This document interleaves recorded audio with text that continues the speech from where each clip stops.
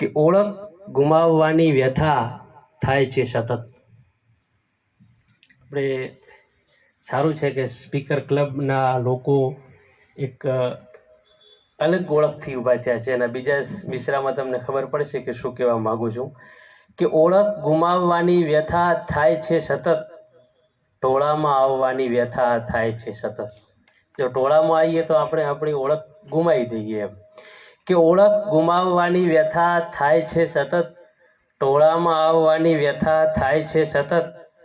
પહેરીને પાઘડી હું જરા ખુશ થયો છું પણ, પહેરીને પાઘડી હું જરા ખુશ થયો છું પણ, માથું નમાવવાની વ્યથા થાય છે સતત.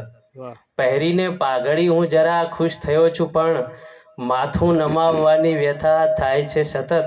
અને મારી ખૂબી વખાણે કોઈ એ જ ટાંકણે, મારી ખૂબી વખાણે કોઈ એ જ ટાંકણે, ખામી છુપાવવાની વ્યથા થાય છે સતત. મારી ખૂબી વખાણે કોઈ એ જ ટાંકણે, ખામી છુપાવવાની વ્યથા થાય છે સતત. ને ભેગી કરે છે ભીડ એ લોકોના મનમાં પણ, નેતાઓને સમર્પિત છે, હમણાં ચૂંટણી ગઈ, કે ભેગી કરે છે ભીડ એ લોકોના મનમાં પણ, ઉઠા ભણાવવાની વ્યથા થાય છે સતત. ભેગી કરે છે ભીડ એ લોકોના મનમાં પણ, ઉઠા ભણાવવાની વ્યથા થાય છે સતત. એકલા હોય તો એમને બધે થાય કે ઘણું બોલાઈ ગયું હવે આટલું.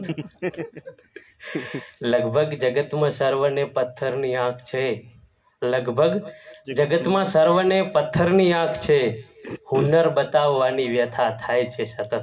લગભગ જગતમાં સર્વને પથ્થરની આંખ છે, હુનર બતાવવાની વ્યથા થાય છે સતત.